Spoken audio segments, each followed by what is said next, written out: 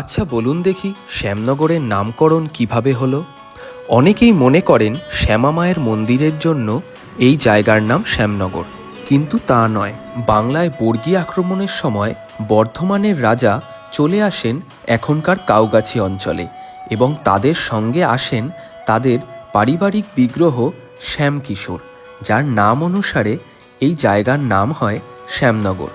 কিন্তু ঝামেলা মিটে গেলে বর্ধমান রাজ তার পরিবারের সঙ্গে বর্ধমানে ফেরত যান, কিন্তু শ্যামকিশোর এখানেই রয়ে যান। শ্যামনগরের মানুষও ধীরে ধীরে ভুলে যায় তাদের নগর দেবতাকে।